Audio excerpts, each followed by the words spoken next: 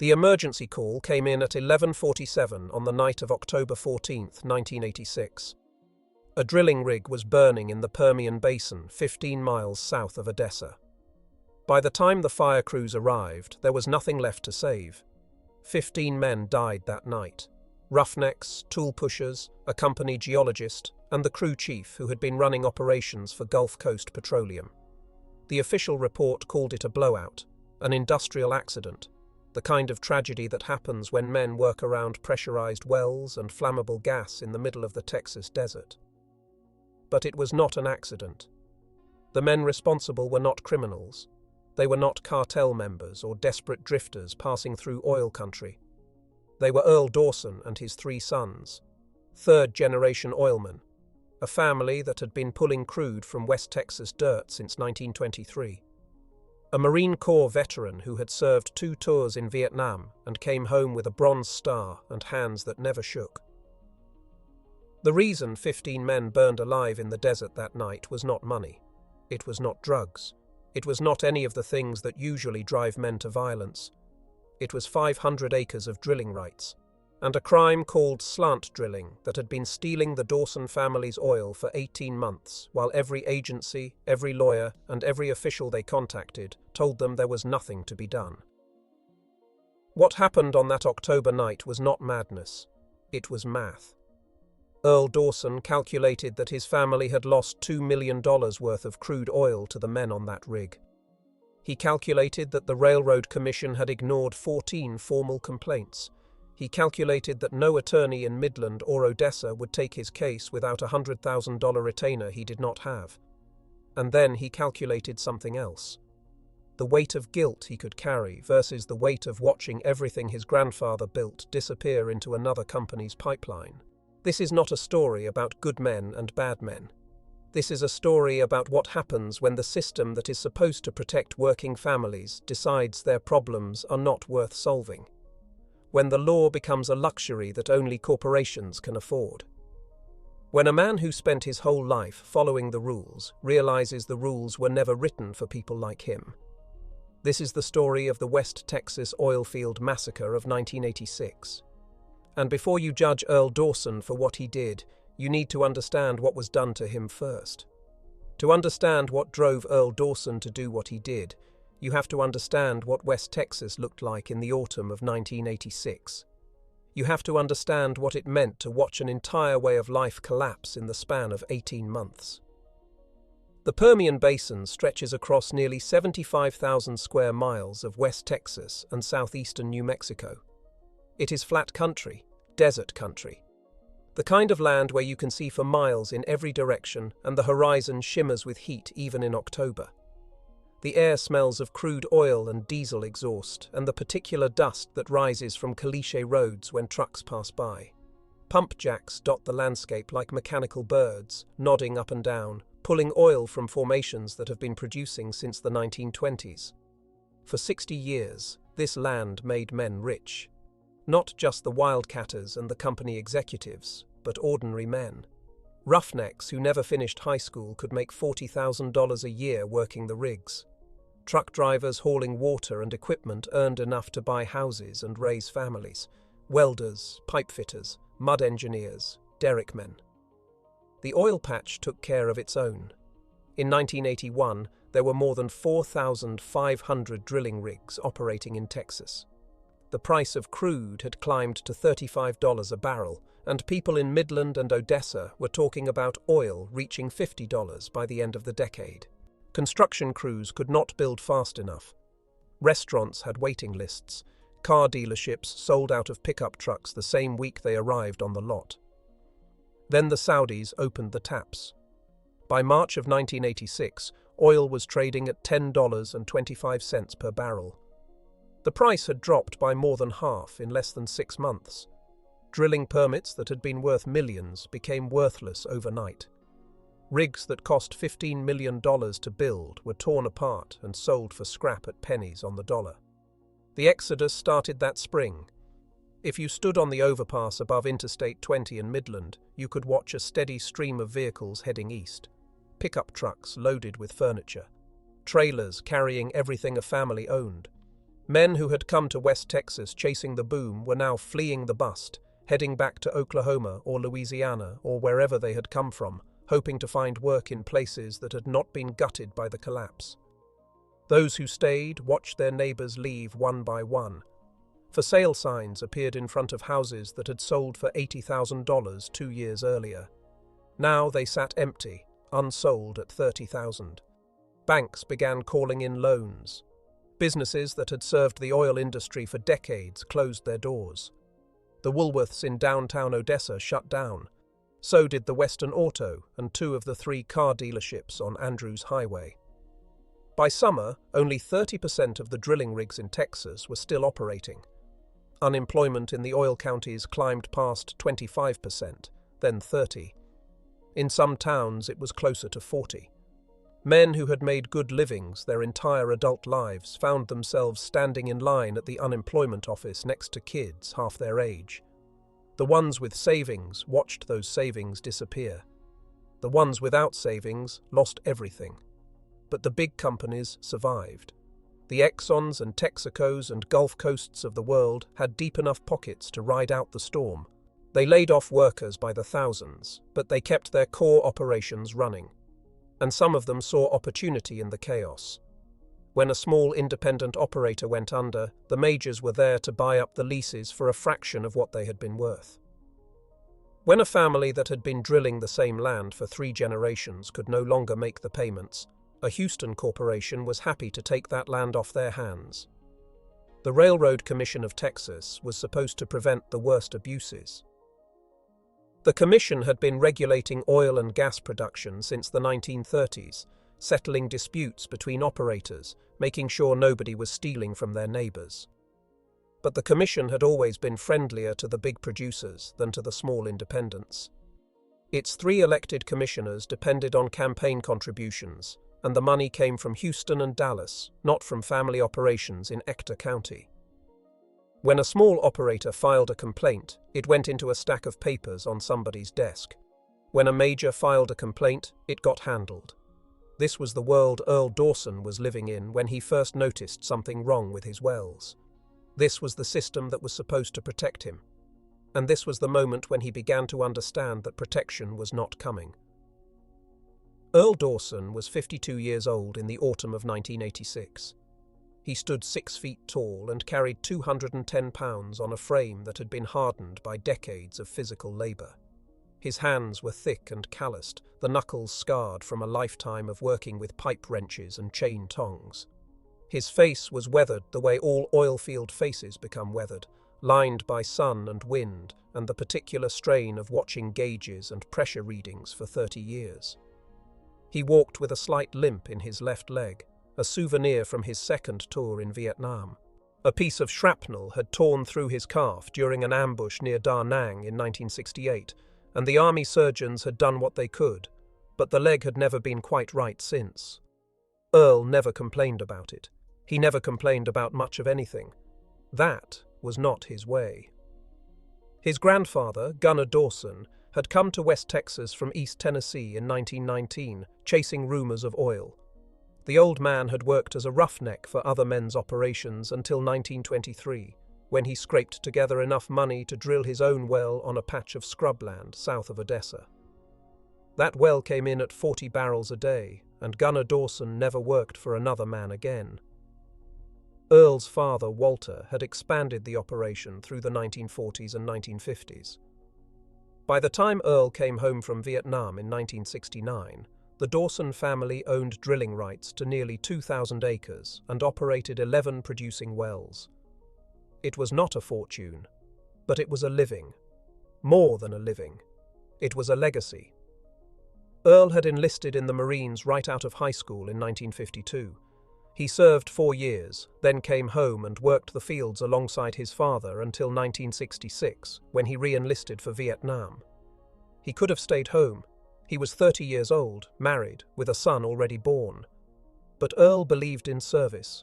He believed that when your country called, you answered. He served with 1st Force Reconnaissance Company out of Da Nang.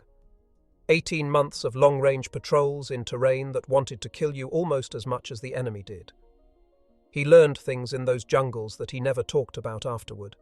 How to move through darkness without making a sound. How to wait for hours without moving a muscle. How to make decisions when the wrong choice meant men under your command did not come home. He came back in 1969 with a Bronze Star and a Purple Heart, and hands that were steadier than they had any right to be. He married Betty Holloway 6 months later. She was a nurse at Medical Center Hospital in Odessa, a small woman with dark hair and a quiet strength that matched his own. They had known each other since high school, had written letters all through his deployment, and when he asked her to marry him, she said yes without hesitation. They raised 3 sons in the house that Earl's father had built in 1955. Billy Ray came first, born in 1956, while Earl was still on his first enlistment, then Cody in 1960, and finally Travis in 1963. All 3 boys grew up working the fields alongside their father and grandfather. By the time they were teenagers, they could operate a pump jack, read a pressure gauge, and spot trouble on a rig before it became serious. Billy Ray was 30 now, the oldest and the steadiest. He had his father's build and his father's temperament, slow to anger and deliberate in everything he did. He had served 4 years in the army after high school, came home, and never left again. He was married to a woman named Linda, and they had 2 daughters, ages 7 and 4. Cody was 26, the middle son, the one who thought too much. He had gone to Texas Tech for 2 years, studying petroleum engineering, before the money ran out and he came home to work the family operation. He read books that his brothers did not understand, and sometimes sat on the porch at night staring at the stars like he was trying to figure something out. But when there was work to be done, Cody did it without complaint. Travis was 23, the youngest, and in some ways the most like Earl had been at that age. Quick to laugh, quick to fight, still young enough to believe that hard work and honesty would be enough to get you through. He had a girlfriend in Midland, a secretary at one of the drilling companies, and he talked about marrying her once things settled down. Betty had been watching her husband for 30 years. She knew his moods better than he knew them himself. She knew when something was wrong before he said a word. In the spring of 1986, she started noticing changes. Earl would sit at the kitchen table after dinner, staring at nothing, his coffee growing cold in his cup. He stopped sleeping through the night. Sometimes she would wake at 2 or 3 in the morning and find his side of the bed empty, and she would know he was sitting in the dark living room, thinking thoughts he would not share. She asked him once what was wrong. He said it was nothing. She knew better than to push. Earl would tell her when he was ready, or he would not tell her at all. That was also his way. What Earl was thinking about during those long nights was the production reports from his wells. Numbers he had been tracking for 30 years. Numbers that had always made sense until now. The Dawson family operated 8 producing wells in 1986. 3 of them sat on the eastern edge of their property, drawing from a formation that had been reliable for decades. In January, those 3 wells had been producing a combined average of 62 barrels per day. Good production for wells that old, consistent production. By March, the number had dropped to 54 barrels. By June, it was 41. By September, it was 28. Wells do decline over time. That is the nature of oil production. But they do not decline like this. Not this fast. Not all at once. Not while the wells on the adjacent property were producing more than they ever had before. The adjacent property belonged to Gulf Coast Petroleum, a Houston-based company that had bought out the Mackey family operation in 1984. Gulf Coast had drilled 4 new wells on that land in 1985, and those wells were pumping around the clock. Earl could see the pump jacks from his property line, nodding up and down, pulling oil from the same formation that his family had been working for 60 years. And every time those Gulf Coast wells pulled oil up, Earl's wells produced a little less. There is a term in the oil business for what Earl suspected was happening. It is called slant drilling. Instead of drilling straight down into a formation, an operator angles the wellbore so that it crosses underground property lines and taps into a neighboring lease. It is theft, pure and simple. You are drinking another man's milkshake through a straw that reaches under the fence. Slant drilling is illegal. It has been illegal in Texas since the 1930s, when a scandal in the East Texas field revealed that hundreds of wells had been drilled at angles to steal oil from neighboring properties. More than $1 billion worth of crude was stolen before anyone was caught. Almost nobody went to prison. The equipment needed to drill a slant well is not complicated. A device called a whipstock can deflect a drill bit off vertical and send it in whatever direction the operator chooses. Above ground, the well looks exactly like any other well. The crime is invisible unless someone surveys the underground path of the wellbore. Earl became convinced that Gulf Coast was slant drilling under his property. The production numbers left no other explanation. But proving it would require a directional survey, and getting a directional survey would require either Gulf Coast's cooperation or a court order. Gulf Coast was not going to cooperate, and a court order required lawyers. The first attorney Earl consulted wanted a $25,000 retainer just to review the case. The second wanted $40,000. The third, a specialist in oil and gas litigation from Houston, told Earl the truth. Even if they could prove slant drilling, the case would take 3 to 5 years to litigate. Gulf Coast had a legal department with 8 full-time attorneys. They would file motion after motion, delay after delay, until the Dawsons ran out of money or gave up. Earl went to the Railroad Commission next. He filed a formal complaint in April of 1986, alleging that Gulf Coast Petroleum was engaging in slant drilling operations that were draining oil from Dawson family leases. The complaint was assigned a case number and placed in a queue. He called the commission office in Austin every week for 2 months. Each time he was told the complaint was under review.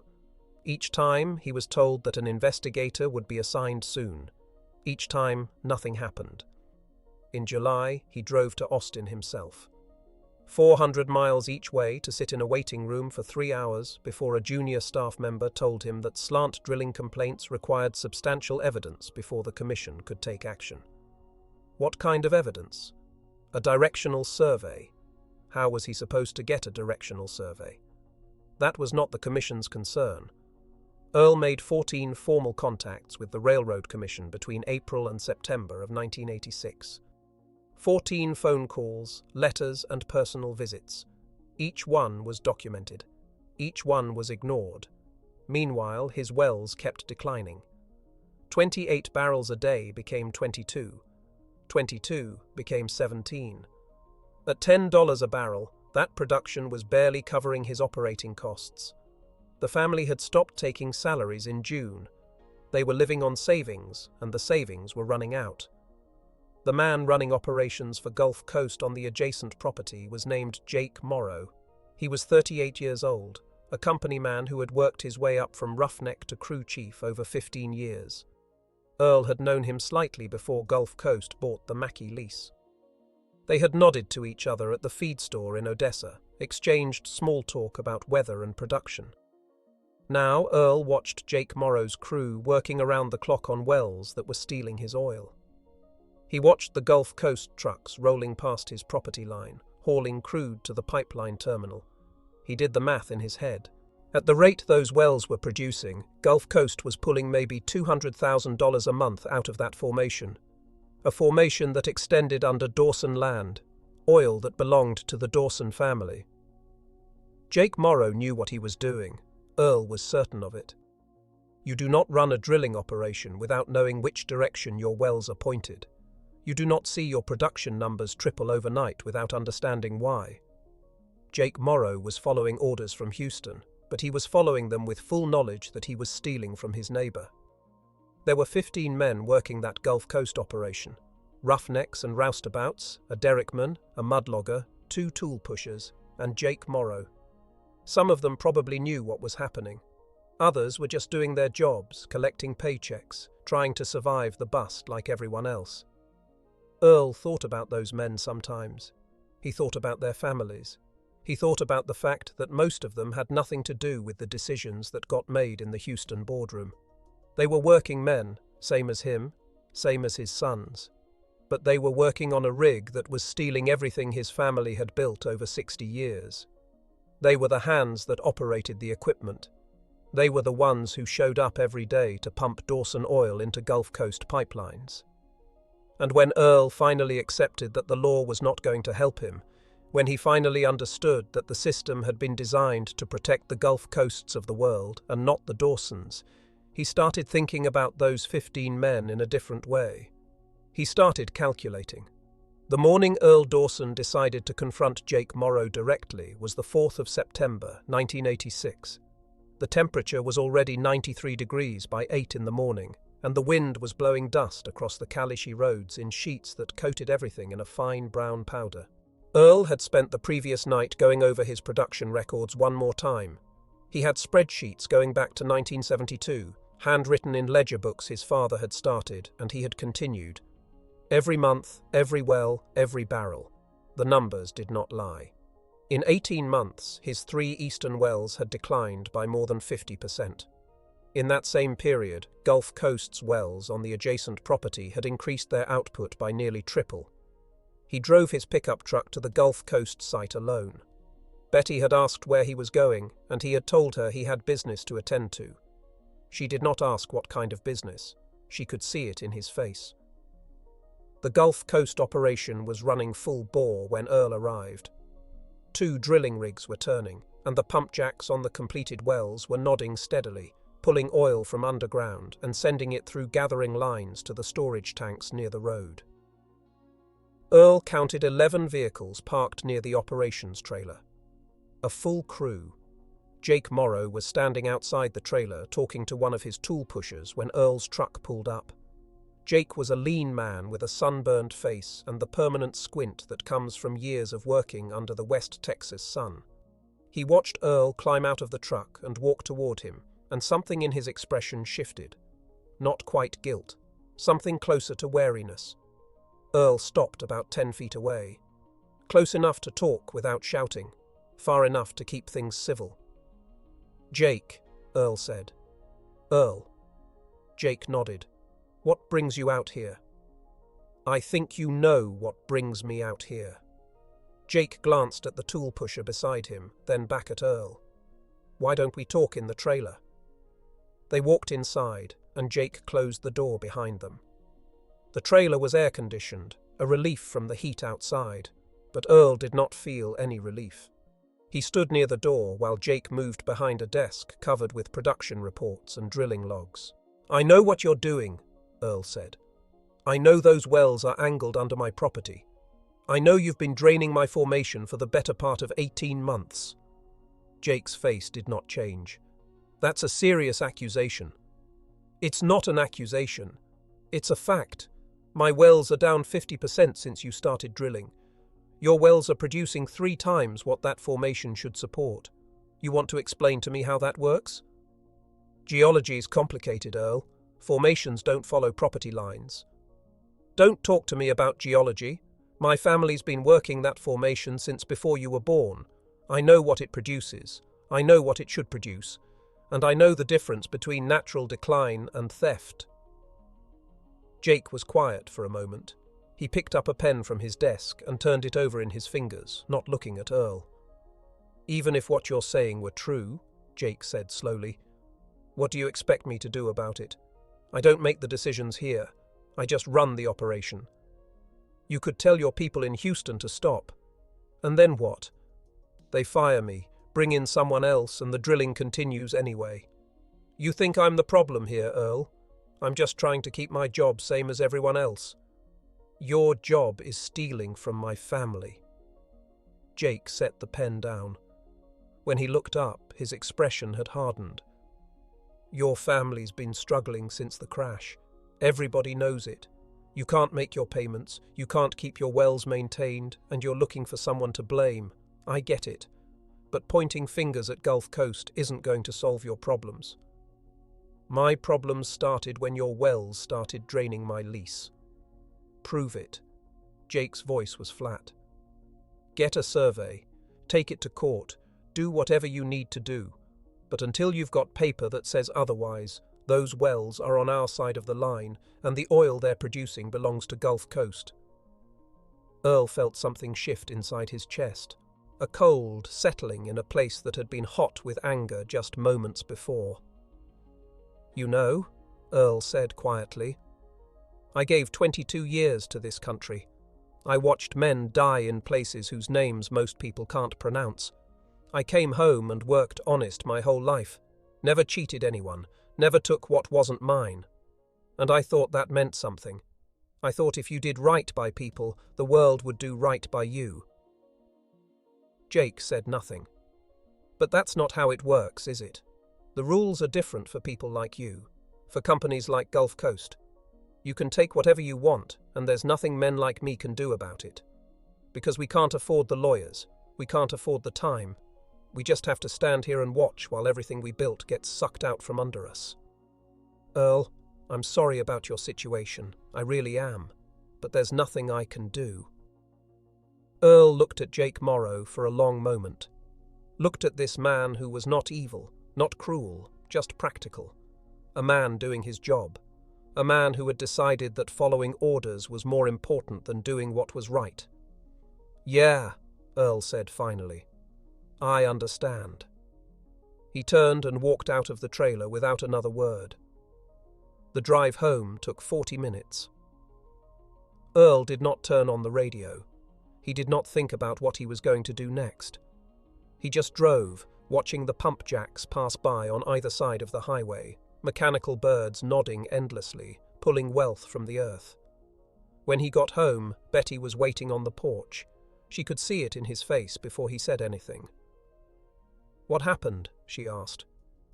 "Nothing," Earl said. "Nothing's going to happen. That's the whole point." He walked past her into the house and did not come out of his study until dinner. Over the following 2 weeks, Earl made 3 more attempts to find help through legitimate channels. He called the Texas Attorney General's office and spent 45 minutes on hold before being transferred to a department that handled consumer complaints. The woman who answered told him that oil and gas disputes were outside their jurisdiction. She suggested he contact the Railroad Commission. He drove to Midland and met with a private investigator who specialized in oilfield cases. The investigator told him that documenting slant drilling required accessing Gulf Coast's drilling records, which were proprietary. Without a court order, there was no legal way to obtain them. The cost of getting a court order, plus the investigation itself, would run somewhere between $50,000 and $75,000. He called his state representative's office in Austin. A staff member took down his information and promised that someone would call him back. No one ever did.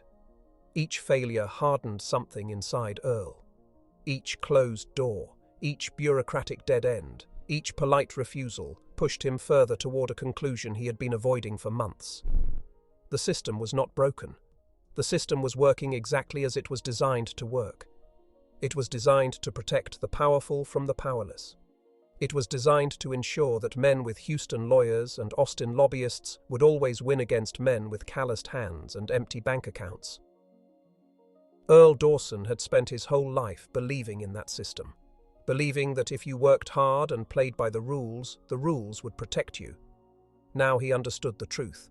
The rules protected those who wrote them. Everyone else was on their own. On the night of September 19, 1986, Earl called his sons to the house for dinner. Betty made pot roast, the way she always did for family gatherings. They ate together at the big table in the kitchen, talking about small things. The weather, the high school football team's chances this season, Travis's girlfriend and whether he was going to propose before Christmas. After dinner, Betty cleared the plates and started washing dishes. Earl asked his sons to stay at the table. Something in his voice made Betty turn around. She looked at her husband, then at her sons, and she understood that whatever was about to happen, she was meant to hear it too. She dried her hands on a towel and sat down at the table with them. Earl was quiet for a long moment. He looked at each of his sons in turn. Billy Ray, steady and patient. Cody, watching his father with those thoughtful eyes. Travis, young and uncertain about what was happening. "You boys know what's been going on," Earl said finally. "You know what Gulf Coast has been doing to us. You know I've tried everything I can think of to stop it." "We know, Pop," Billy Ray said. "Nothing has worked. Nothing is going to work. The law isn't going to help us. The commission isn't going to help us. We can't afford lawyers, and even if we could, Gulf Coast would drag it out until we're bankrupt. Earl paused. By spring, we'll have lost the wells. By summer, we'll have lost the land.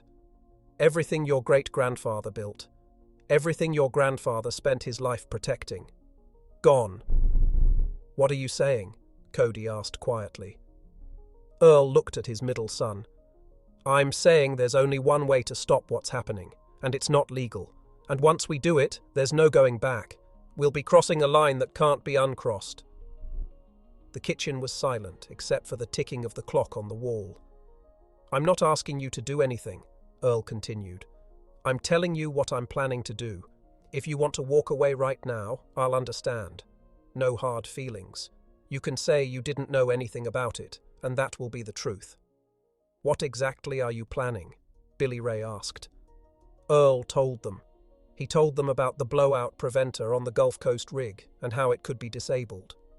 He told them about the gas pockets in the formation and how an uncontrolled release could be ignited. He told them about the timing, the approach, the withdrawal. He laid it out the way he had learned to lay out operations in Vietnam, clear and methodical, every contingency accounted for. When he finished, no one spoke for a long time. Betty's face was pale. She was looking at her husband like she had never seen him before. Earl, she said, those men have families. I know they do. They're just workers. Most of them probably don't even know what's happening. I know that too. And you can still do this, knowing that? Earl met his wife's eyes. I've been asking myself that question for 3 months. Every night, lying awake, asking myself if I could live with it. And here's what I figured out. I can live with a lot of things. I can live with losing money. I can live with losing the business. But I can't live with losing everything my family built and doing nothing about it. I can't live with letting them win because they knew we wouldn't fight back. This isn't fighting back, Betty said. This is murder. Yes, Earl said, it is. The word hung in the air between them. Travis was the first of the sons to speak. I'm in, he said. His voice was steady, but his hands were trembling slightly on the table. No. Betty's voice cracked. Travis, no. You're 23 years old. You have your whole life ahead of you. My whole life doing what, Mama? Working for some company that'll lay me off the second oil drops another $1? Watching everything we have get taken away piece by piece? Travis shook his head. Pop's right. This is the only way. Billy Ray was staring at the table, his jaw tight. After a long moment, he looked up at his father. Linda and the girls, he said. If this goes wrong, they'll be alone. I know, Earl said. That's why I'm not asking you to be part of it. You've got the most to lose. Billy Ray was quiet for another moment. Then he shook his head slowly. I'm not letting you and Travis do this alone. If we're going to hell, we're going together. Cody had not said anything. He was still watching his father with that quiet, thoughtful expression. What about you? Earl asked. Cody took a deep breath. I've been thinking about this since you started talking, running through it in my head. The logistics, the risks, the consequences. He paused. And what I keep coming back to is something Grandpa used to say. You remember? A man who won't fight for what's his doesn't deserve to have it. I remember. I never thought it would mean this. I never thought we'd be the kind of people who... Cody stopped, unable to finish the sentence. Then he straightened in his chair. But we are, or we're about to be. And I'd rather be that than the kind of people who just give up. Earl nodded slowly. He looked at Betty. She was crying silently, tears running down her cheeks. But she did not argue anymore. She had known her husband for more than 30 years. She knew that once Earl Dawson made up his mind, nothing in the world could change it. When? She asked. 3 weeks, Earl said. October 14th, new moon, skeleton crew on the night shift. Betty closed her eyes. When she opened them again, Something had hardened in her expression. The same steel that had carried her through 2 deployments as a military wife. The same strength that had held the family together through every crisis they had ever faced. "Then we have 3 weeks to get ready," she said, "and God help us all." The 3 weeks that followed were the longest of Earl Dawson's life. Every day was divided between the normal work of keeping the family operation running and the secret work of planning what would happen on the night of October 14th. Earl approached the planning the same way he had approached mission planning in Vietnam. Methodical, thorough, every detail accounted for, every contingency considered. He had learned a long time ago that the difference between success and failure was preparation. Men who rushed into operations got themselves killed. Men who planned survived. The first thing he needed was information. He started driving past the Gulf Coast site at different times of day, noting how many vehicles were parked there, how many men were working when the shift changes happened. He bought a cheap notebook from the drugstore in Odessa for 89 cents and filled it with observations. Times, numbers, patterns. The day shift ran from 6 in the morning until 6 in the evening. 12 men. The night shift ran from 6 in the evening until 6 in the morning. 8 men, sometimes fewer. On weekends, the night crew dropped to 5 or 6, the skeleton crew. Jake Morrow worked days. He was usually the first to arrive and the last to leave. The night shift was supervised by a man named Danny Hernandez, a tool pusher who had been with Gulf Coast for 7 years. Earl had never met him, but he learned his name from asking around at the diner in Odessa where the oilfield workers ate breakfast. The rig itself was a standard rotary drilling setup, the kind Earl had worked around his entire life. He knew every component, every system, every point of failure. The blowout preventer sat at the base of the derrick, a massive assembly of rams and valves designed to seal the well if pressure got out of control. It was the last line of defense against an uncontrolled release of oil and gas.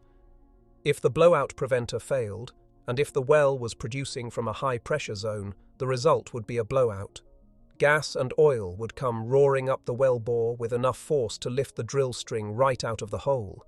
And if that gas found an ignition source, the result would be fire. The kind of fire that burned so hot it melted steel. Earl knew how to disable a blowout preventer. He had worked on enough of them over the years to know exactly which components were critical and which could be sabotaged without leaving obvious evidence. A few cuts to the right hydraulic lines. A few bolts loosened on the ram assembly. It would take maybe 15 minutes if you knew what you were doing. The second week of September, Earl sent Billy Ray to Lubbock to buy supplies. Nothing that would raise suspicion. Wire cutters, a set of socket wrenches, 2 cans of black spray paint, a pair of bolt cutters. Billy Ray paid cash for everything and spread the purchases across 4 different stores. Cody was tasked with studying the approach routes. The Gulf Coast site was accessible by 2 roads, one from the north and one from the east. The northern road was closer to the main highway and more likely to have traffic even late at night. The eastern road was a caliche track that wound through empty ranchland for 3 miles before connecting to a county road. That was their approach. Travis scouted the site itself, driving past at odd hours, noting where the lights were positioned, where the shadows fell, where a man could move without being seen. He reported back that the area behind the equipment shed was dark after sunset. A man could approach from that direction and reach the rig floor without crossing any lit ground. Earl drew maps on the kitchen table after Betty had gone to bed. He marked positions, timed movements, calculated distances. The plan took shape over those 3 weeks, refined and adjusted with each new piece of information. They would approach from the east, parking the truck a mile from the site and covering the rest of the distance on foot. They would wait until 2 in the morning, when the night crew would be at its most tired and least alert. Earl and Cody would disable the blowout preventer while Billy Ray and Travis kept watch. Once the preventer was sabotaged, they would withdraw to a safe distance and wait.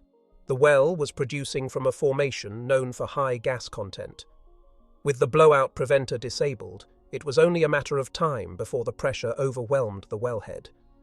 When the gas started venting, All it would take was a single spark to turn the whole site into an inferno. Earl hoped it would look like an accident. Blowouts happened, equipment failed. Men died in the oil field every year from exactly this kind of disaster. If they were careful, if they left no evidence, there would be no reason for anyone to suspect sabotage. But Earl also knew that hope was not a plan. He knew that investigations would follow, questions would be asked, and eventually someone might start looking at who had the most to gain from Gulf Coast's operation going up in flames. That was a risk he had decided to accept.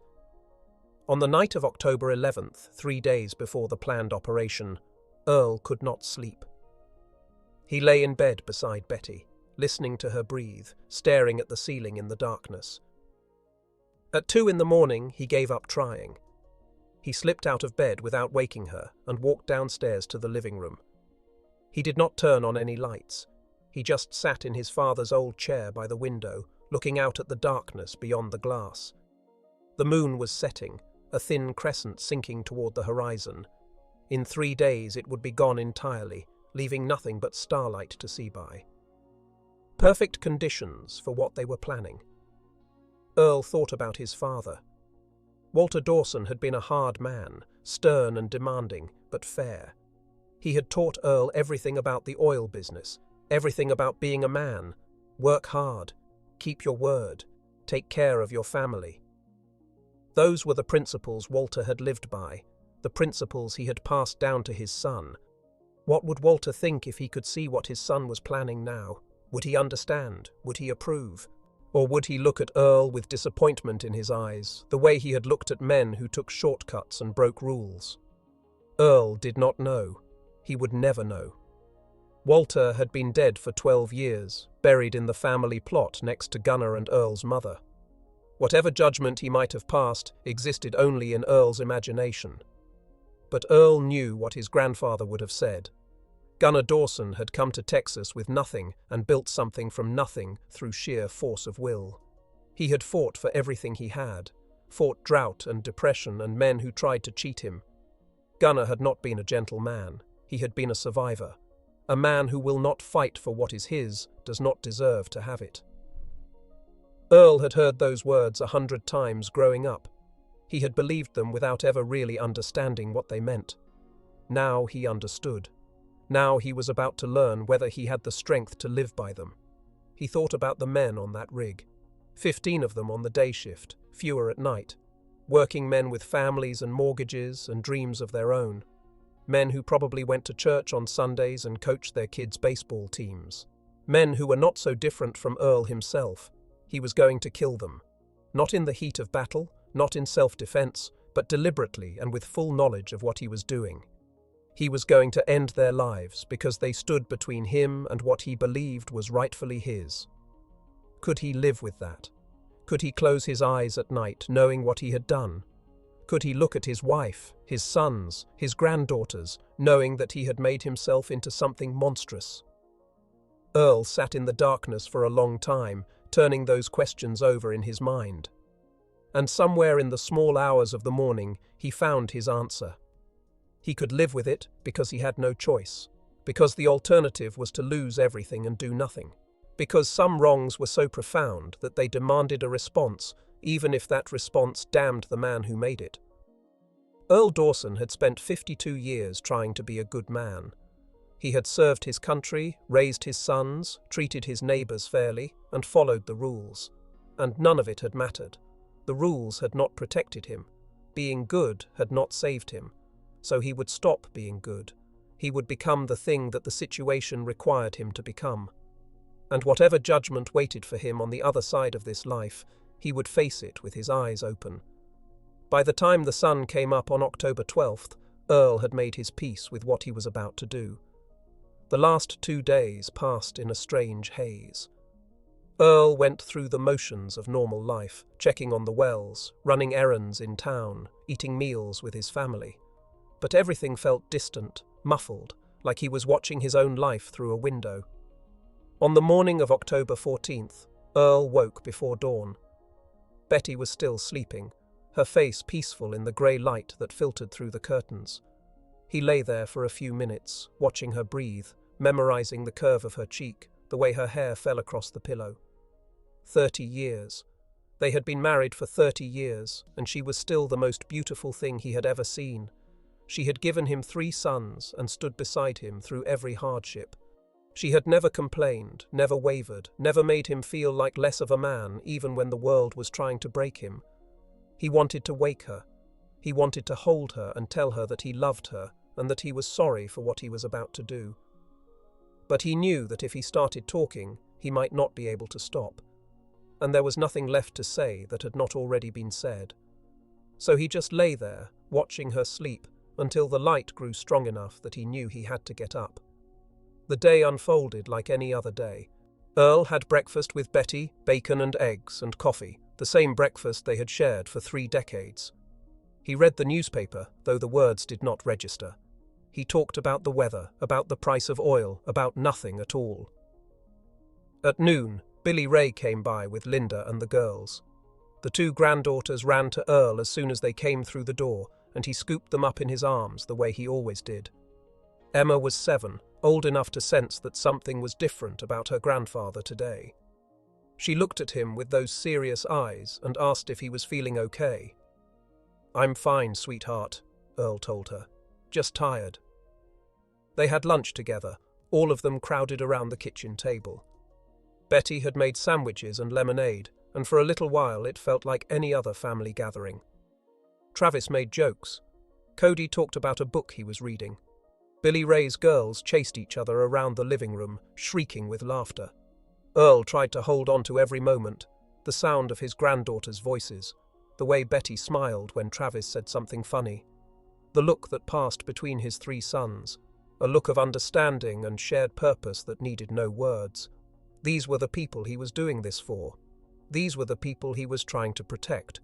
Whatever happened tonight, whatever came after, he wanted to remember this. He wanted to remember that there had been love in this house, and laughter, and a family that had stuck together when everything else was falling apart. By 4 in the afternoon, Billy Ray took his family home. He hugged his father at the door, a long embrace that said everything neither of them could put into words. Then he was gone, tail lights disappearing down the dirt road toward the highway. Travis left an hour later, heading to Midland to see his girlfriend. He had not told her anything about what was planned, and Earl had made him promise not to. Whatever happened, she needed to be able to say honestly that she knew nothing. Cody was the last to leave. He stood on the porch with his father as the sun sank toward the horizon, painting the sky in shades of orange and red. "You ever think about what happens after?" Cody asked. "After tonight? After everything? After we're gone, I mean. Whether any of this matters?" Earl considered the question. "I used to think it mattered," he said. "Used to think that if you lived right, did right, it would add up to something. Some kind of legacy. And now? Now I think the only thing that matters is what you do when nobody's watching. The choices you make when there's no reward for making them." Earl paused. "Tonight's one of those choices. Maybe the biggest one I'll ever make." Cody nodded slowly. "I'll see you at midnight," he said. "Midnight," Earl agreed. He watched his middle son drive away, then went back inside. Betty was sitting at the kitchen table, her hands folded in front of her. She had been crying. He could see the redness around her eyes, the tracks the tears had left on her cheeks. Earl sat down across from her and took her hands in his. "I know," he said. "I've been trying to think of something to say," Betty whispered. "Something that would make this easier. But there's nothing, is there? There's no way to make this easier." "No, there isn't. I keep thinking about those men's wives, their children. They're going to wake up tomorrow, and their whole world will be different, because of us." "Because of me," Earl said. "This is my choice, my responsibility. We're a family, Earl. Your choices are our choices. That's how it's always been." Earl squeezed her hands. "I love you, Betty. I've loved you since I was 18 years old, and whatever happens tonight, whatever comes after, that's not going to change. Not ever." Betty leaned forward and kissed him. A long, slow kiss that tasted like salt from her tears. "Come back to me," she said. "Promise me you'll come back." "I promise." It was a promise he was not sure he could keep. But he made it anyway, because she needed to hear it, and because part of him still believed that love was stronger than fate. They ate dinner together, just the two of them, in the quiet kitchen where they had shared so many meals over so many years. They did not talk about what was coming. They talked about the past, about the early days of their marriage, when they had nothing but each other and a dream of building something that would last. About the boys when they were young, the scraped knees and the little league games and the 1,000 small moments that made up a life. By 9 o'clock, the dishes were washed and put away, and there was nothing left to do but wait. Earl went upstairs and changed into dark clothes. Jeans, a black work shirt, boots that had seen better days. He strapped on the knife he had carried in Vietnam, the one with the 7-inch blade that had saved his life more than once in the jungle. He had not worn it in 18 years. When he came back downstairs, Betty was standing by the front door. She looked at him, at the knife on his belt, at the man he had become. "I'll wait up," she said. "You should try to sleep." "I'll wait up," she repeated. Earl nodded. There was nothing more to say. He kissed her one last time, then walked out into the darkness. The night was cool, the temperature dropping as the sun's heat faded from the desert. The sky was black and filled with stars, more stars than you could ever see in a city, the whole vast sweep of the Milky Way arching overhead like a river of light. Earl stood on the porch for a moment, looking up at those stars, thinking about all the men who had stood in this exact spot over the past 60 years. His grandfather, his father, himself, at every age from childhood to now. Then he climbed into his truck and drove into the darkness to meet his sons. They met at the old pump house on the eastern edge of Dawson Land at 11:30. The building had not been used in years, its wooden walls weathered grey by decades of sun and wind, but it was far enough from any road that no one would see their vehicles parked behind it. Billy Ray arrived first, his truck already hidden in the shadows when Earl pulled up. Cody came 5 minutes later, then Travis. They gathered in the darkness beside the pump house, 4 men in dark clothing, their faces barely visible in the starlight. No one spoke for a long moment. There was nothing to say that had not already been said. They all knew why they were here. They all knew what they were about to do. Earl checked his watch. 11:42. "We go over it one more time," he said quietly. "Billy Ray, you're on the eastern approach. Anything comes down that road, you signal with 2 flashes. Cody, you're with me on the preventer.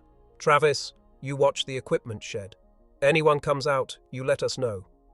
His sons nodded in the darkness. "We move slow. We stay quiet. We do not engage unless we have no choice." Earl paused. "And when it's done, we walk out the same way we came in. No running. Running draws attention. We walk." "What about after?"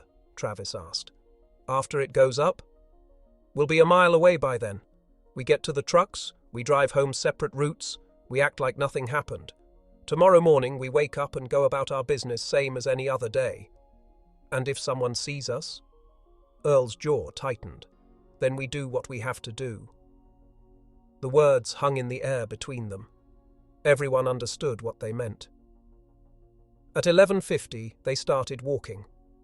The distance from the pump house to the Gulf Coast site was just over a mile. Open ground, mostly flat, dotted with mesquite and creosote brush. The soil was hard-packed caliche that crunched faintly underfoot no matter how carefully you stepped. Earl led the way, moving at a pace that covered ground without making unnecessary noise. The night was darker than Earl had expected.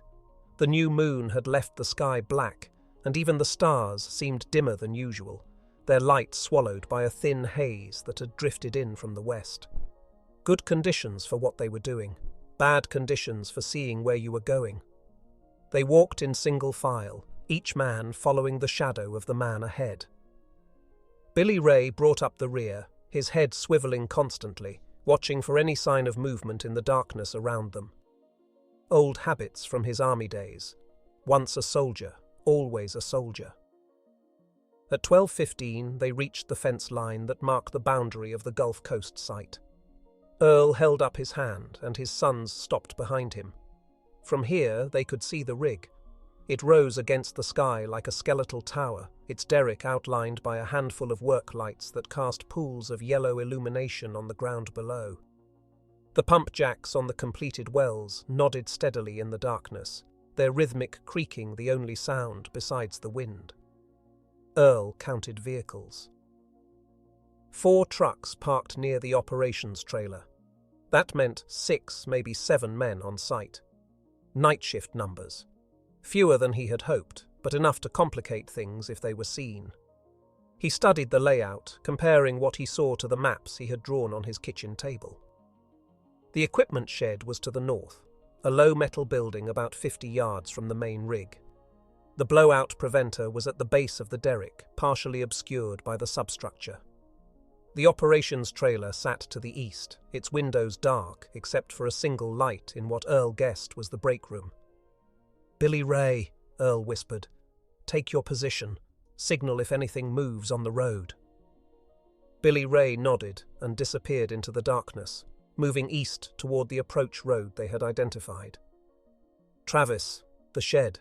Anyone comes out of that trailer, you let me know." Travis moved north, staying low, using the shadows the way his father had taught him.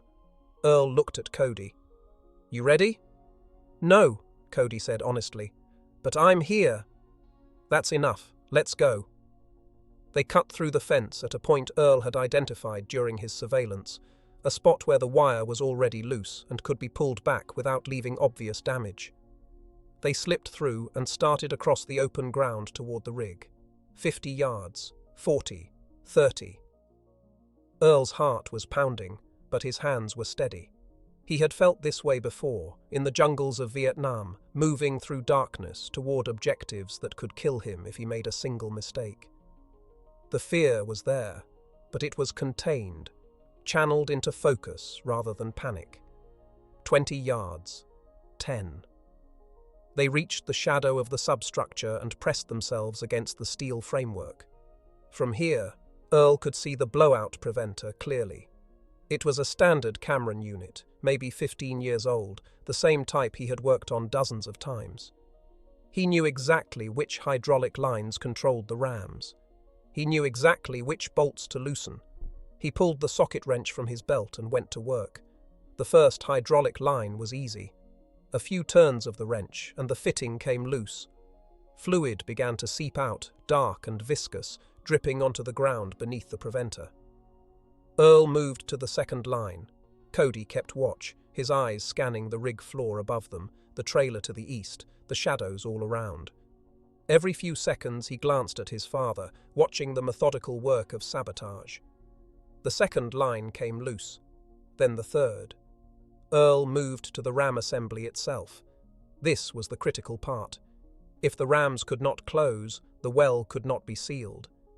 He found the bolts he was looking for and began to loosen them, not all the way, just enough that they would fail under pressure. 12:37. 15 minutes since they had entered the site. Everything was going according to plan. Then a door opened. The sound came from the operations trailer, 50 yards away. A rectangle of light spilled out onto the ground, and a figure emerged, silhouetted against the glow from inside. Earl froze. Beside him, Cody pressed himself deeper into the shadows. The figure stood on the trailer steps for a moment, stretching, looking up at the sky. Then he reached into his pocket and pulled out a pack of cigarettes.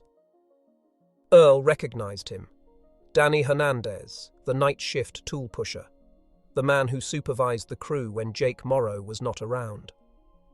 Danny lit his cigarette and started walking, not toward the rig, toward the equipment shed, toward Travis. Earl's mind raced through the possibilities. If Danny reached the shed, he might see Travis. If he saw Travis, he would raise an alarm. If he raised an alarm, everything fell apart. He could signal Travis to withdraw. But there was no way to do that without making noise or movement that Danny might notice. He could wait and hope Danny turned around before he reached the shed. But hope was not a plan, or he could do what needed to be done. Earl made his decision in less than a second. He handed the wrench to Cody. "Finish it," he whispered. "2 more bolts on the ram, then get out." Before Cody could respond, Earl was moving.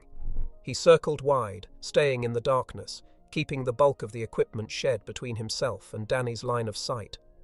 His boots made almost no sound on the hard ground. His breathing was slow and controlled, the way he had learned to breathe on night patrols in Vietnam. Danny had reached the shed and was leaning against the wall, smoking his cigarette, looking out at the desert. He had no idea anyone was there. No idea that death was approaching from the shadows behind him. Earl came around the corner of the shed and stopped 10 feet away. "Danny," he said quietly. Danny spun around, the cigarette falling from his fingers. His eyes went wide as he recognized the man standing in front of him. "Dawson? What the hell are you—" "I'm sorry," Earl said. "I truly am." Danny's hand moved toward his belt, toward the radio clipped there. Earl closed the distance before the hand got halfway. It was over in seconds. Quick. Quiet. The way Earl had been trained to do it 30 years ago in places he never talked about anymore. Danny Hernandez slumped to the ground and did not move again. Earl stood over the body, breathing hard, his hands shaking for the first time all night. He had killed men before, in war, when there was no choice. But that had been different. That had been sanctioned. Official. This was murder. There was no other word for it. He closed his eyes for a moment, forcing the shaking to stop, forcing himself to focus on what still needed to be done. Pop. Travis's voice, barely a whisper, coming from the darkness nearby. Earl looked up. His youngest son was standing 10 feet away, staring at Danny's body with an expression that Earl could not read in the darkness. "Go back to your position," Earl said. "Pop, Go back to your position, Travis. We're not done yet." Travis hesitated, then nodded and disappeared back into the shadows. Earl dragged Danny's body behind the equipment shed, out of sight from the trailer. It was not a good hiding place, but it would do for now. By the time anyone found him, it would not matter. He checked his watch. 12:44. 7 minutes since Danny had walked out of that trailer. If anyone inside had noticed his absence, they were not showing it. Earl moved back toward the rig. Cody was waiting for him in the shadows beneath the substructure. The wrench was back in his belt, and his hands were dark with hydraulic fluid. "It's done," Cody said. "The preventor's compromised. First surge of pressure, those rams aren't going to hold." "Good. Let's move." They started back the way they had come, staying low, moving through the darkness toward the fence line.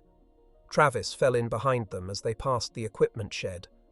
Billy Ray joined them at the fence, emerging from his position near the road. No one spoke. There was nothing to say. They were 200 yards from the site when the first alarm went off. Earl did not know what triggered it. Maybe someone in the trailer had noticed Danny was missing. Maybe a pressure gauge had started to climb. Maybe it was just bad luck, the wrong person looking at the wrong monitor at the wrong moment. But suddenly the night was filled with noise, sirens wailing, men shouting, lights coming on all over the site. "Move!" Earl said. "Now!" They ran. Behind them, the situation on the rig was deteriorating fast. Earl could hear it even as he ran, the rising pitch of machinery under stress, the shouts of men who were realizing that something was very wrong. The blowout started at 12:51.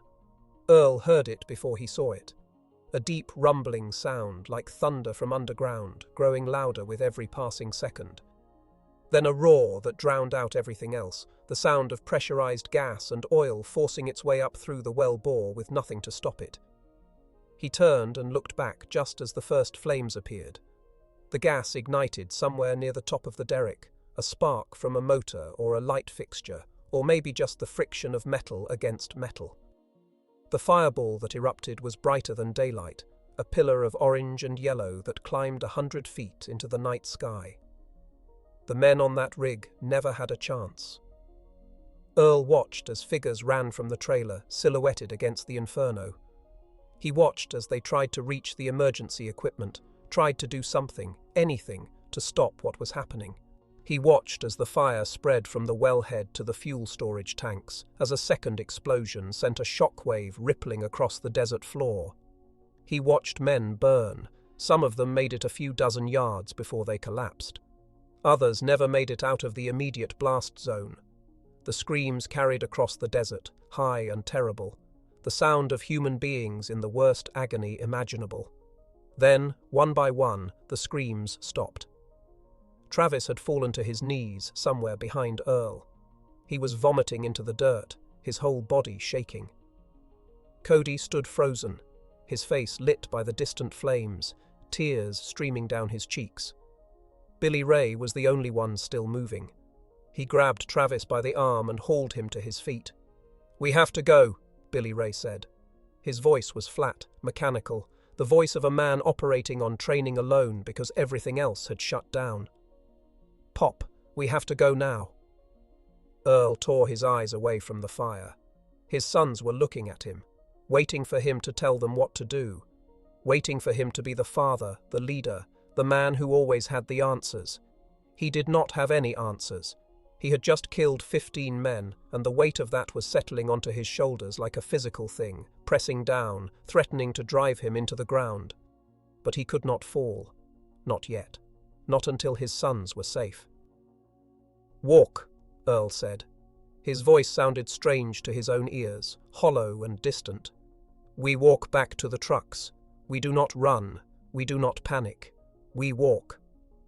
They walked. The mile back to the pump house felt like 100 miles. Every step was an effort. Every breath burned in Earl's lungs. Behind them, the fire continued to rage, painting the desert in shades of red and orange, sending a column of black smoke into the sky that would be visible for 50 miles. They reached the pump house at 1:23. Their trucks were still there, untouched, hidden in the shadows where they had left them. Earl stopped and looked at his sons. Travis was still shaking, his face pale and streaked with tears. Cody had stopped crying, but his eyes had a hollow look that Earl recognized from veterans who had seen too much too fast. Billy Ray was holding himself together through sheer force of will, his jaw clenched so tight that the muscles in his neck stood out like cords. "Listen to me," Earl said. "All of you, listen." They looked at him. "What we did tonight, we can never undo. We have to live with it for the rest of our lives. That's the price. That's what we agreed to pay." He paused, making sure each of them was hearing him. "But right now, the only thing that matters is getting home. We drive separate routes. We go straight to bed. Tomorrow we act normal. We go to church. We have lunch with the family. We do everything exactly the way we would do it if this night had never happened." "How?" Travis's voice cracked. "How are we supposed to act normal after... "Because you have to," Earl said. "Because if you don't, you'll end up in prison, and so will your brothers, and so will I. And then what happens to your mother? What happens to Billy Ray's girls? What happens to everything we were trying to protect?" Travis did not answer. "You can fall apart later," Earl said. "When it's safe, when we're sure no one's coming for us. But not tonight. Tonight, you hold it together. Understood?" One by one, his sons nodded. "Go home," Earl said. "I'll see you tomorrow at church." Billy Ray was the first to leave, his truck disappearing down the dirt road toward the highway. Cody went next, taking a different route to the south. Travis lingered for a moment, looking at his father with an expression that broke Earl's heart. "I love you, Pop," Travis said. "I love you too, son. Now go." Travis went. Earl stood alone beside the pump house, watching the glow on the horizon. The fire was still burning. It would burn for hours, maybe days, until the well could be capped and the fuel was exhausted. He thought about the men who had died in that fire. Danny Hernandez, whose body was lying behind the equipment shed. The Roughnecks and roustabouts who had been asleep in the trailer or working on the rig floor when the blowout happened. Men with families, men with dreams, men who had done nothing wrong except work for the wrong company. Earl had taken their lives. He had made that choice, and now he had to live with it. He climbed into his truck and started the engine. The dashboard clock read 1:39. In less than 5 hours, the sun would rise on a different world. A world in which Earl Dawson was a murderer. A world in which nothing would ever be the same again. He put the truck in gear and drove home through the darkness, the smell of smoke still hanging in the air, the screams still echoing in his ears. Betty was waiting on the porch when he pulled up. She did not say anything as he climbed out of the truck. She just looked at his face, at his hands, at the dark stains on his clothes, and she knew.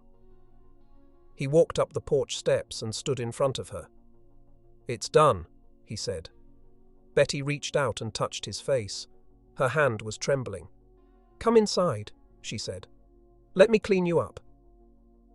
They went inside together, and Betty closed the door behind them, shutting out the night and the smoke and the knowledge of what her husband had become. She ran a bath while Earl sat on the edge of their bed, staring at nothing. She helped him out of his clothes and into the water, and she washed the soot and the blood from his hands without saying a word. When he was clean, she dried him off and put him to bed. She lay down beside him and held him while he stared at the ceiling, his eyes open, his mind somewhere far away. "Try to sleep," she whispered. "I don't think I can." "Try anyway." Earl closed his eyes, but sleep did not come. Every time he started to drift off, he saw the fire. He heard the screams. He felt the weight of 15 lives pressing down on his chest. At some point before dawn, exhaustion finally claimed him. But even in sleep, there was no escape. He dreamed of fire. The call came in to the Ector County Sheriff's Department at 12:54 in the morning. A rancher named Wilson, who lived 8 miles from the Gulf Coast site, had seen the sky light up and thought the world was ending. By the time the first fire crews arrived, there was nothing left to save. The scene they found was beyond anything most of them had ever witnessed. The derrick had collapsed into a twisted heap of melted steel. The operations trailer was gone, reduced to a blackened shell. The storage tanks had exploded, spreading burning fuel across a radius of 200 yards. Everywhere they looked, there was fire. It took 14 hours to bring the blaze under control. A specialist crew from Houston had to be flown in to cap the well, working in heat so intense that their protective suits began to melt. By the time the flames finally died, the sun had set on October 15th, and the desert was dark again except for the emergency lights of the vehicles still parked around the perimeter. The body count came in slowly. First, they found 3 in what remained of the trailer, then 2 more near the equipment shed, then the rest scattered across the site, some burned beyond recognition, others still identifiable by their belt buckles or their wedding rings. 15 men, 15 bodies, 15 families who would receive phone calls in the middle of the night telling them that their husbands, their fathers, their sons were never coming home. Danny Hernandez was found behind the equipment shed, separate from the others. The fire had not reached him there, and his body was relatively intact. The medical examiner would later note that Danny had not died in the explosion. He had died from a wound to his throat, inflicted by a blade, sometime before the blowout occurred. That finding changed everything. What had initially been treated as a tragic industrial accident became something else entirely. The Texas Rangers were called in on October 17th, 2 days after the fire was extinguished. A team of investigators began combing through the wreckage, looking for evidence of sabotage. They found it. The hydraulic lines on the blowout preventer had been deliberately cut. The bolts on the ram assembly had been loosened. This was not equipment failure. This was not human error. This was murder. The investigation that followed would last 3 weeks. Rangers interviewed everyone who had any connection to the Gulf Coast operation. They pulled records from the Railroad Commission. They talked to attorneys who had been approached about drilling disputes. They built a picture of who might have had motive to destroy that rig and kill everyone on it. Earl Dawson's name came up on the second day. The investigator who knocked on Earl's door on the morning of October 19th was a ranger named Sergeant Thomas Whitfield. He was a tall man in his 50s, with grey hair and the kind of eyes that had seen too much of the world's ugliness to be surprised by anything anymore. Earl invited him in. Betty made coffee. They sat in the living room while Whitfield asked questions about the dispute with Gulf Coast, about the complaints Earl had filed with the Railroad Commission, about where Earl had been on the night of October 14th. Earl answered every question calmly. He had been home that night. Betty confirmed it. They had gone to bed around 10 and slept through until morning. They had not heard about the fire until a neighbour called the next day. Whitfield wrote everything down in a small notebook. He did not accuse Earl of anything. He did not suggest that he suspected Earl of involvement. He was just gathering information, the way investigators do. But when he left, Earl knew that it was only a matter of time. The evidence against the Dawson family accumulated slowly. A witness came forward who had seen Earl's truck on the road near the Gulf Coast site 2 weeks before the fire. Another witness reported seeing multiple vehicles parked near an abandoned pump house on Dawson property on the night of the explosion. Tire tracks at the scene matched the tires on Billy Ray's truck. On November 3rd, the Rangers obtained a warrant to search the Dawson property. They found the bolt cutters in the barn, still flecked with metal shavings that matched the fence wire at the Gulf Coast site. They found the socket wrench with traces of hydraulic fluid that matched the fluid from the sabotaged blowout preventer. They found the knife that Earl had carried in Vietnam, cleaned but not cleaned well enough, with microscopic traces of blood still lodged in the seam between the blade and the handle. DNA testing was still in its infancy in 1986, but blood typing was not. The blood on the knife matched Danny Hernandez. On November 7, 1986, Earl Dawson and his 3 sons were arrested and charged with 15 counts of first-degree murder. The arrest happened at 7 in the morning.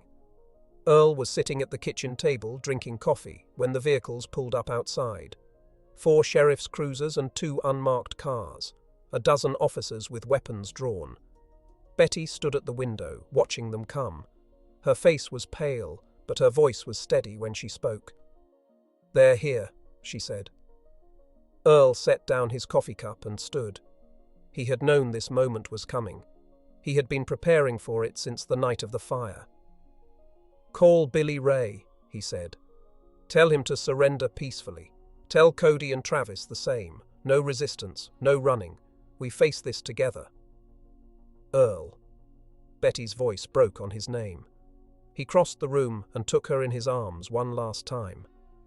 "I love you," he said. "I have always loved you. Whatever happens now, remember that." "I love you too." Earl kissed her forehead. Then he walked to the front door and opened it before the officers could kick it in. "Gentlemen," he said, "I've been expecting you." He was handcuffed on his own front porch, read his rights while his wife watched from the doorway. The neighbors had come out of their houses, drawn by the commotion, and they stood in their yards staring as Earl Dawson was led to a patrol car and placed in the back seat. Billy Ray was arrested at his home in Odessa 30 minutes later. Linda was screaming. The girls were crying. Billy Ray told them he loved them and went quietly, the way his father had told him to.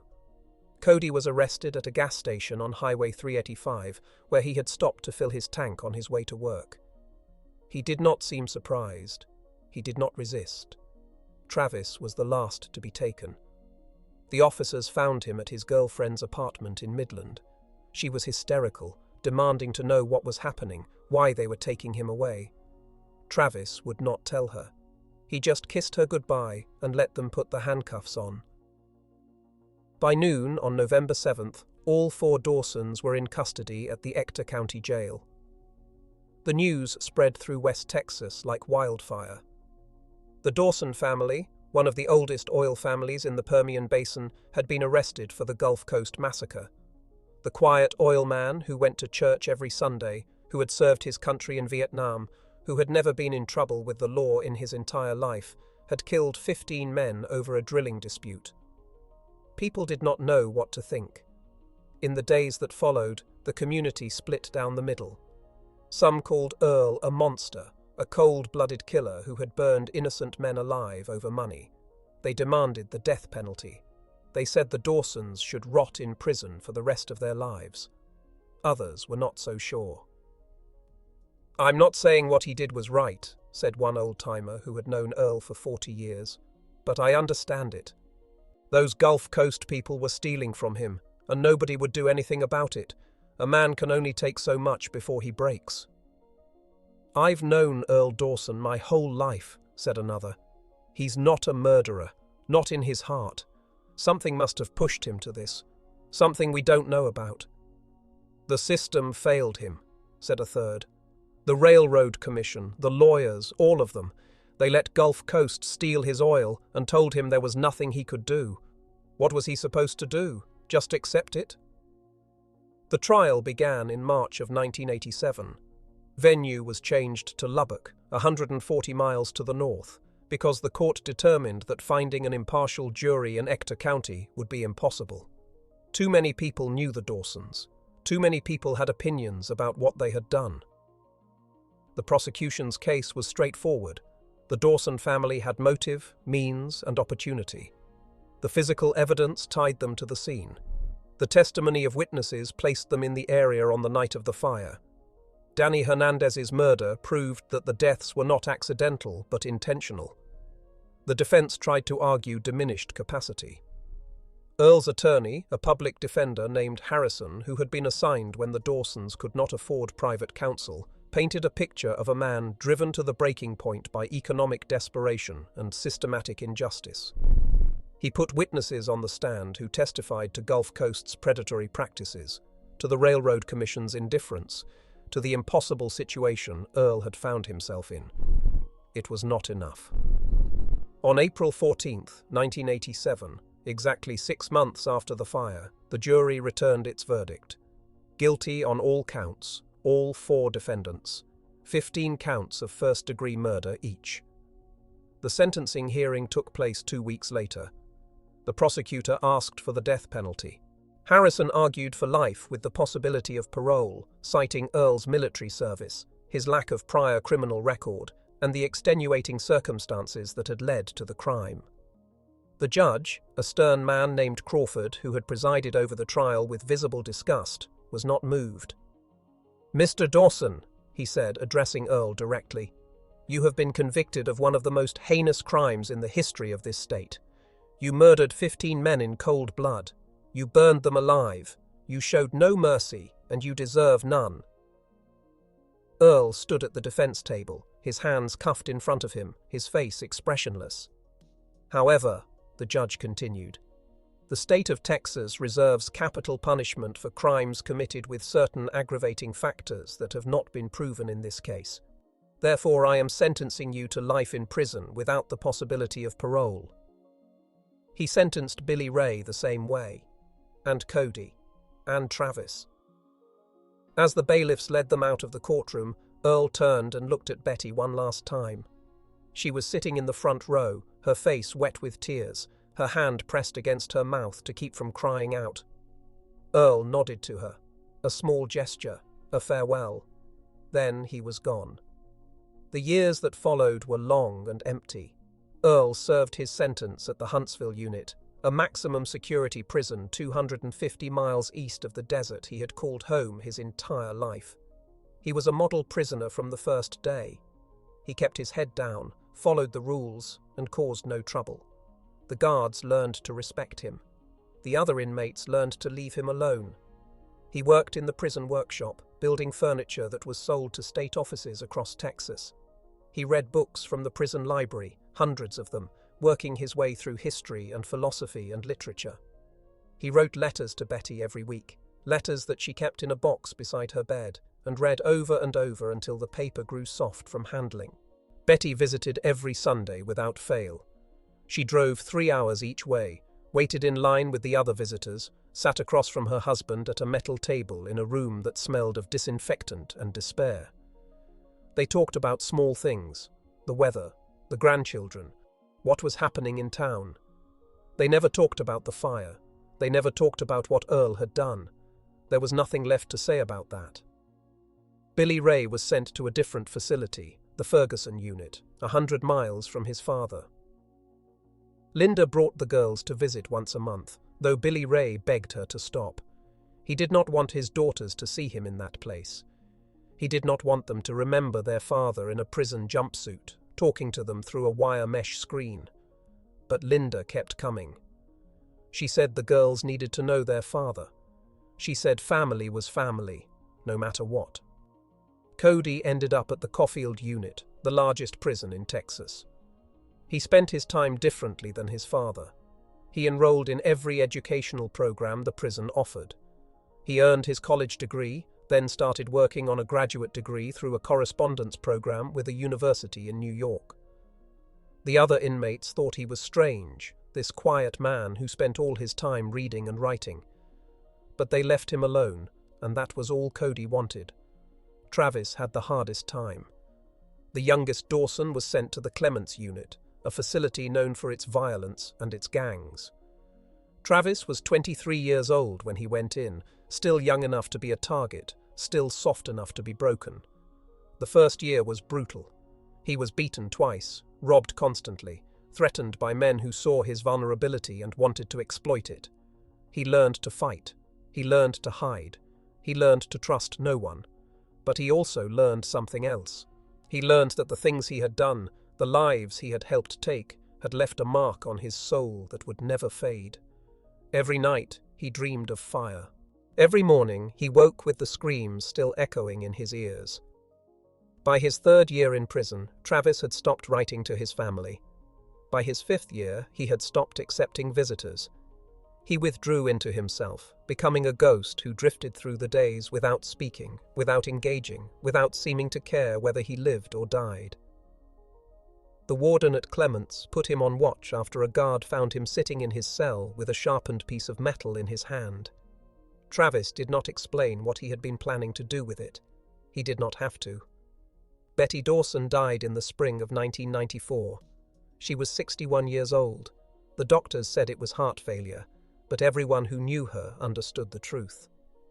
Her heart had been failing since the day her husband was led out of their home in handcuffs.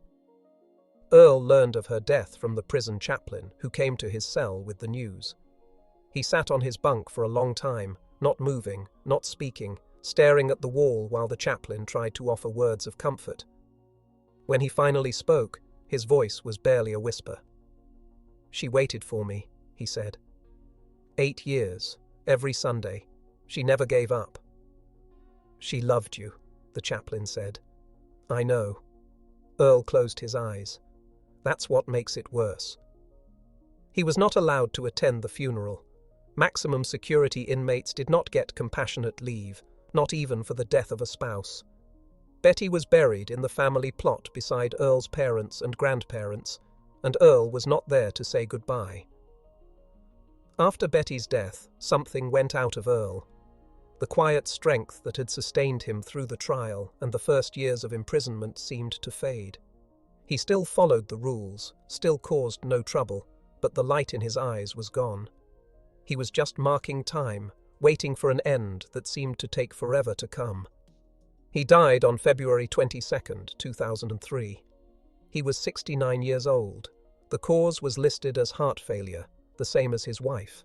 He passed in his sleep, alone in his cell, and was not discovered until morning count. Billy Ray was paroled in 2011 after serving 25 years. He was 65 years old when he walked out of Ferguson, an old man with white hair and hands that trembled slightly from a neurological condition he had developed in prison. Linda was waiting for him at the gate. She had never divorced him. She had never stopped visiting. She had raised their daughters alone, worked 2 jobs to keep a roof over their heads, and held the family together through sheer force of will. Their daughters were grown women now, with children of their own. Billy Ray had missed everything. First steps, graduations, weddings. The birth of grandchildren he had never held. He went home to a world he barely recognized. The oil industry had changed. The town had changed. Everything he had known was gone or different. But Linda was there, and that was enough. Cody was paroled in 2014. He was 64, an old man with a doctorate in philosophy and no idea what to do with the rest of his life. He had spent more than half his years behind bars, studying and thinking and trying to understand how a family of good men had ended up doing something so terrible. He wrote a book about it. Not a sensational account, not a tell-all memoir, but a philosophical examination of justice and revenge and the moral compromises people make when the system fails them. It was published by a small academic press and sold maybe 3,000 copies. He lived alone in a small apartment in Austin, supported by his prison pension and occasional speaking engagements at universities. He never married. He never had children. He said he did not deserve that kind of happiness. Travis never got out. In the winter of 1999, after 13 years in prison, Travis Dawson was found in his cell. He had used a bedsheet. He was 36 years old. The prison sent a letter to Billy Ray, who was still incarcerated at the time. Billy Ray read it once, then tore it into pieces and flushed it down the toilet. He did not cry. He had used up all his tears years ago. Earl never learned of his youngest son's death. Travis passed 6 years after Betty, and Earl followed 4 years later, never knowing that his boy had given up. Perhaps that was a mercy. Perhaps there was no mercy left in any of it. The land that had belonged to the Dawson family for 60 years was sold at auction in 1988. A Houston investment group bought it for a fraction of its value, consolidated it with the former Gulf Coast holdings, and continued drilling. The wells that Earl had fought and killed for produced oil for another 15 years before they finally ran dry. Today, there is nothing left to mark what happened there. The Gulf Coast site was cleared and reclaimed decades ago. The Dawson homestead was torn down in 1992. If you drive through that part of the Permian Basin now, you will see only empty desert and pump jacks and the endless blue sky. But the people who remember still tell the story. They talk about Earl Dawson, the oilman who went to war against a corporation and lost everything. They talk about 15 men who died on a burning rig because someone decided that property was worth more than human life. They talk about a system that failed and the violence that filled the vacuum. And sometimes, late at night, when the old-timers gather at the diners and the feed stores, someone will ask the question that has no good answer. What would you have done if you were Earl Dawson? If you had worked your whole life for something, and you watched it being stolen from you, and nobody would help? If you had tried everything, exhausted every option, and nothing had worked? If you were staring at the end of everything your family had built, and the only way to stop it was to do something unforgivable? What would you have done? Some people say they would have accepted the loss and moved on.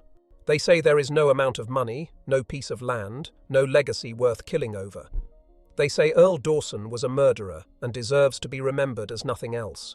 Others are not so sure. They say the system failed Earl long before Earl failed himself. They say the real crime was not the fire, but what led to it. The theft that went unpunished, the complaints that were ignored, the lawyers who wanted money the Dawsons did not have, the bureaucrats who could not be bothered to investigate.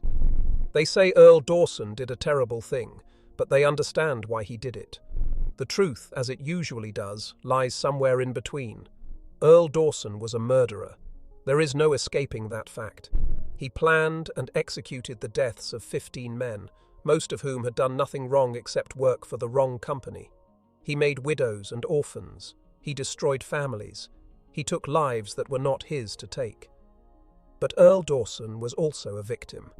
A man who played by the rules his entire life and discovered that the rules did not apply to everyone.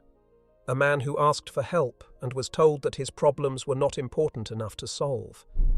A man who was pushed and pushed and pushed until something inside him broke. Both things are true. Both things will always be true. And that is perhaps the most uncomfortable lesson of this story. That good people are capable of terrible things. That justice is not always available to those who need it most. That when the system fails, the consequences can be catastrophic. 15 men died on the night of October 14, 1986. They died because one man decided that he had no other choice. They died because a corporation stole what did not belong to it. They died because regulators would not regulate, and lawyers would not litigate, and nobody in power cared about a family of independent oilmen losing their birthright to a Houston company with deeper pockets. They died because the system broke down. And when systems break down, people die. That is the lesson of the West Texas Oilfield Massacre. Not that Earl Dawson was right, he was not. Not that Gulf Coast deserved what happened, they did not.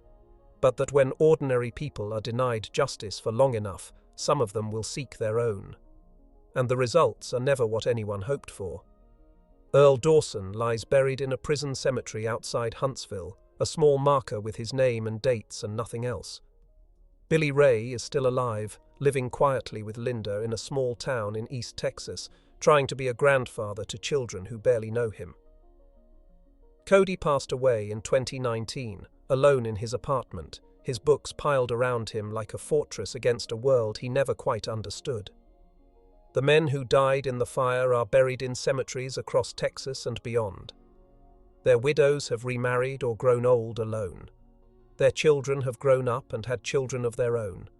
The grief has faded with time, the way grief always does, but it has never entirely disappeared.